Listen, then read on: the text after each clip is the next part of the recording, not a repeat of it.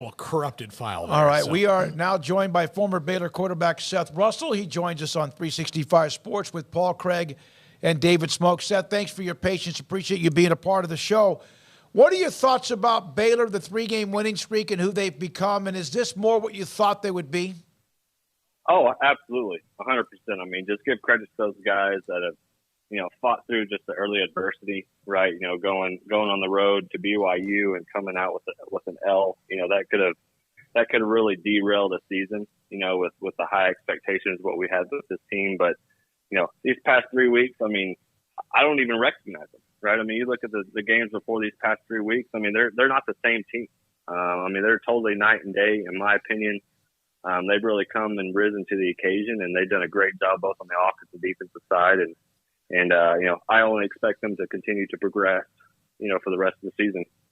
Seth, you mentioned those expectations. When you take an early loss like that and you have some guys that are inexperienced taking over for some veterans, especially on defense that Baylor maybe has never seen the likes of in the history of their program, how much can that throw a wrench in the machine for the coaching staff to get the team back up to that level that they're finally playing at now?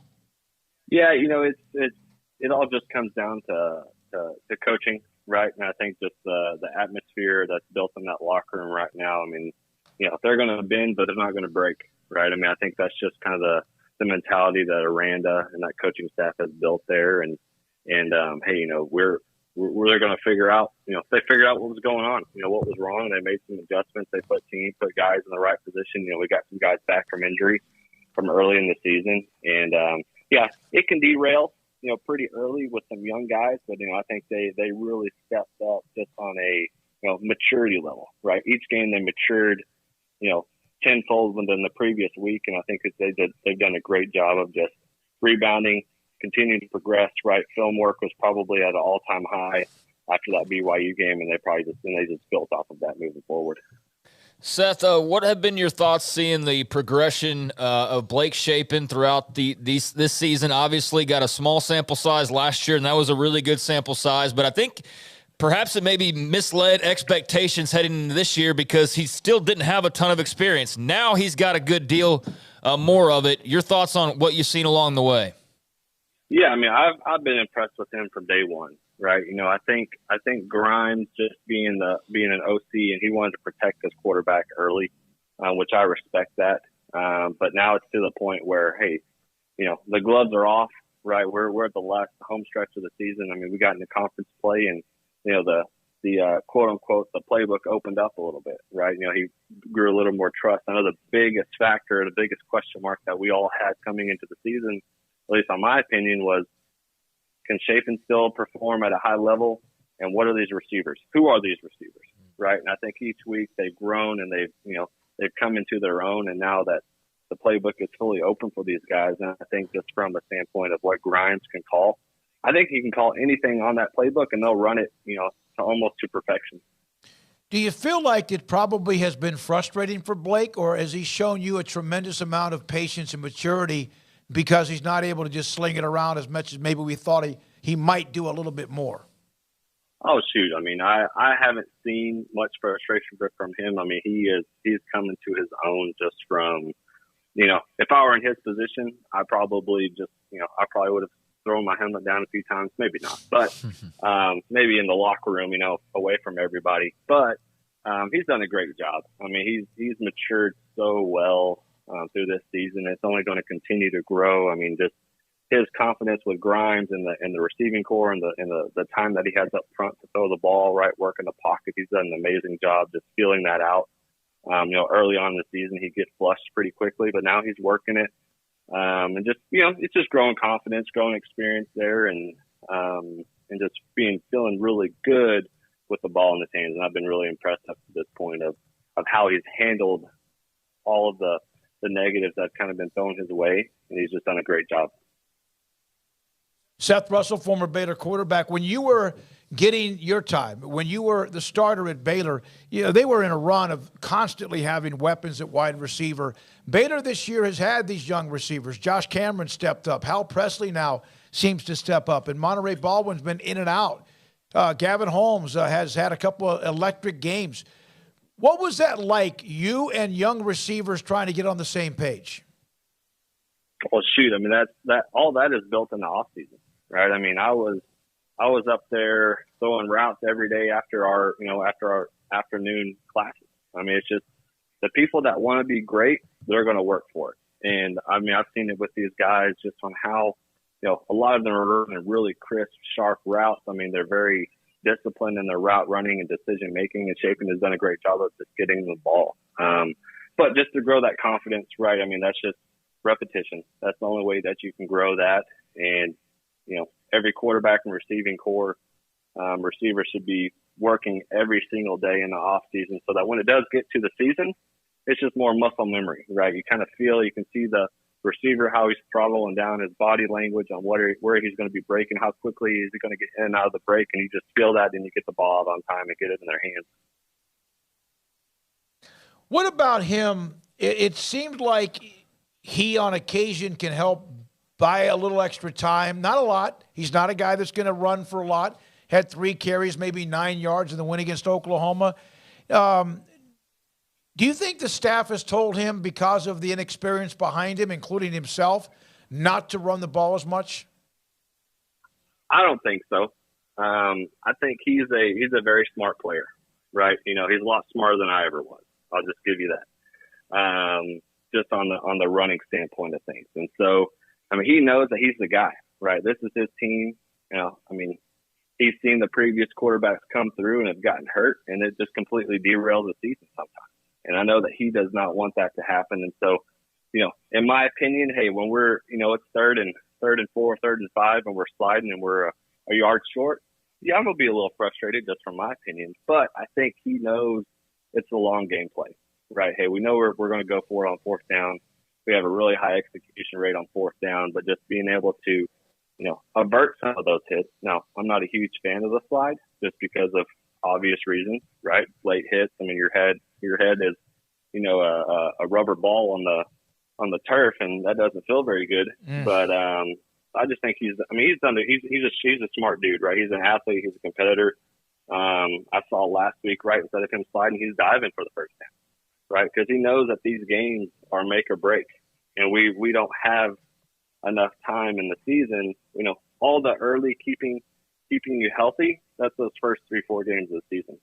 Now it's crunch time. Now we got to make sure we fight for every down because, you don't know if you're going to get the ball back or not. Seth, would love to know what you think about this running back room and how they've kind of grown into a 3-headed monster that hasn't quite been able to turn into a 3-headed monster because not all 3 heads have been available at the same time, basically. But they lose Tay early on. You get the huge performance that I think put a smile on everybody's face with Squirrel last week, knowing his journey. Reese is a true freshman star in the making. And then I feel like Quaylon Jones has just gotten better and better every single week. What are your thoughts on the backs?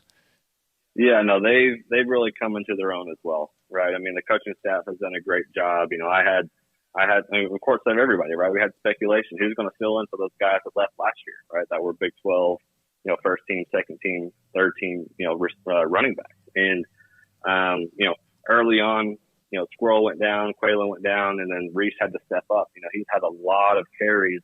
Besides last week, I think he had 4 or 5 carries last week, which is great for him for attrition moving forward, right? To be able to give some of that burden of those hits to the other guys, right? They can kind of disperse it evenly throughout the running back room. But I mean, to kind of hit off what you said with Quaylon, I mean, he's their banger, right? He's the guy that late in the game, I mean, this offense is built to wear you down, and you get a 240, 250 pound back there and you give them the ball, they're not going to want to hit him. I mean, they may want to, they may act like they're going to hit him, but he's going to fall forward for yards every single time he touches the ball. So that's just a huge compliment that we missed maybe for the middle to early part of the season because he was out. But I mean, all those guys, I mean, you got Squirrel, who's just a speedster, right? Not super heavy, but he can hit the holes pretty quick. I mean, you got Reese, who's kind of an all around back.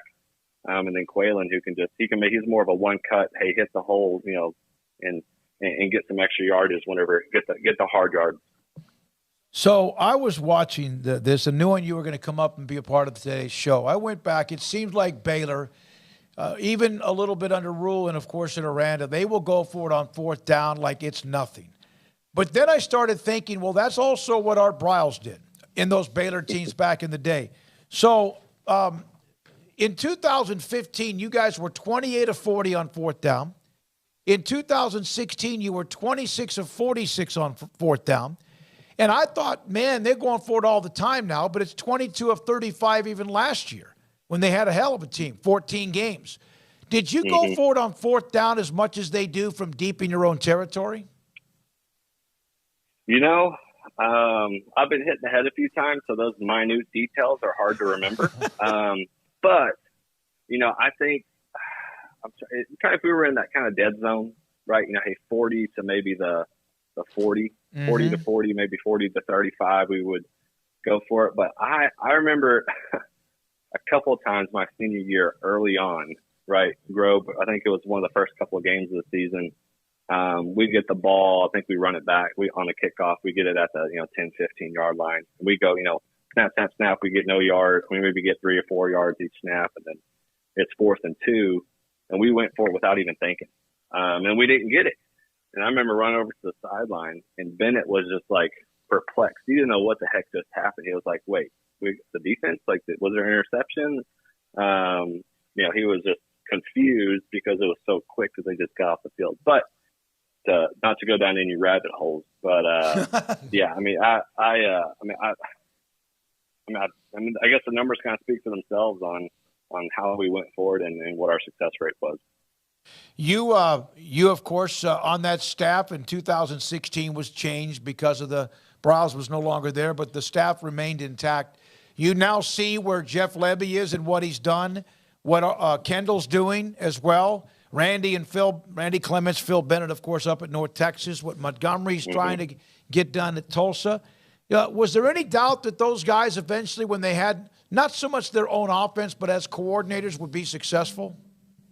Well, there's no doubt in my mind. I mean, they're all family. I mean, literally. I mean, Lebby is the son-in-law to Art, right? Bennett, Clemens, I mean, they all grew up together pretty much in the coaching world. And so, just based off their mentality, obviously you're only as successful as the people you surround yourself with, right? And so that coaching staff that we had were some of the best at their positions, right? So now that KB is OC at Arkansas, right? Lebby's OC at Oklahoma.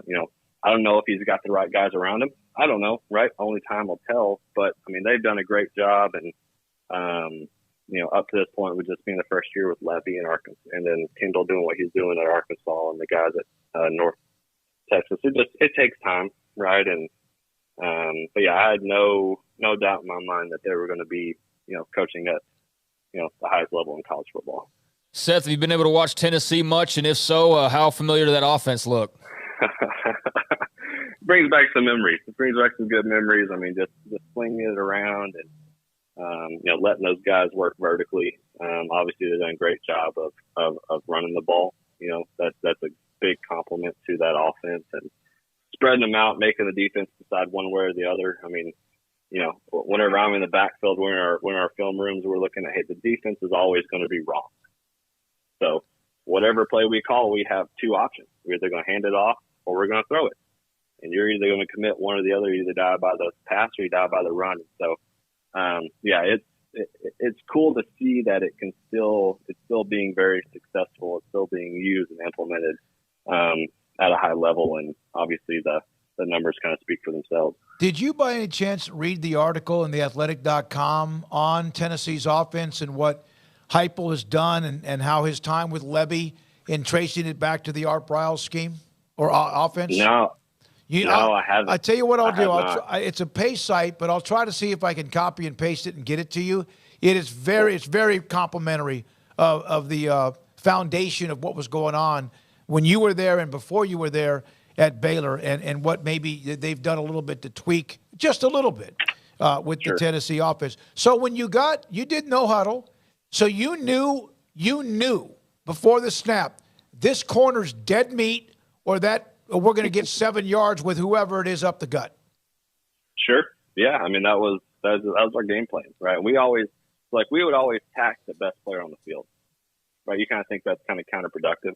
But if you think about it psychologically, you attack the best player. You take if he's not, making plays, he's going to get frustrated, right? That's kind of the head of the defense. You take the head off, well, it's going to fall apart. I mean, of course, they're going to make plays, right? That's just part of it. But get up to the line of scrimmage and then getting the play from the sideline and being able to execute. That's the biggest thing, right? Even if it's a 3-yard run, right, or a 4-yard pass. I mean, each of those passes or runs can break for 70, 80 based off the type of offense because we're wearing down the defense, right? We wear them down. Mm-hmm. They get into their base defense. They don't really have a chance to get their blitz set in, right, unless it's a predetermined, the defense based off their scheme. If they're going to blitz after the first down, then potentially, right? But once you start wearing down that defense, you get them into that normal look, their base look, you already know what they're going to show. And so you have that game plan going in, and that's what you execute throughout practice, and that's what you're going to get. And so, it's just up to just the team to execute and make those plays. Did you ever try to pick on the best team's best player on the other side, and after a few plays you said, I think we probably don't need to do that anymore? No, because it's a chess match, right? Yep. It's a chess game, and like I said, they're going to make plays, right? That's why they're the best player on the field. They're going to make a play or two every once in a while, but I made sure that they made more wrong plays than right plays. Seth, great stuff and insight with what you're doing as an analyst, and thanks for your time today, and we'll see what happens tomorrow night. Adrian Martinez seems to have reinvigorated and been rejuiced, but then last week he got back into the turnover mode. What have you seen from him?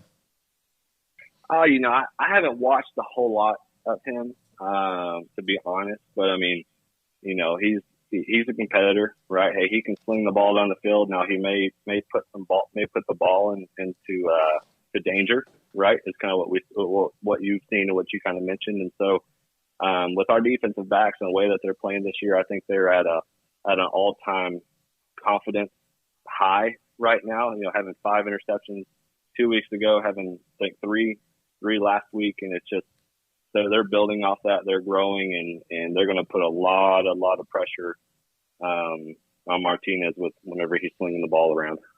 Thank you, buddy. Appreciate your time, Seth. Seth Russell, former Baylor quarterback. The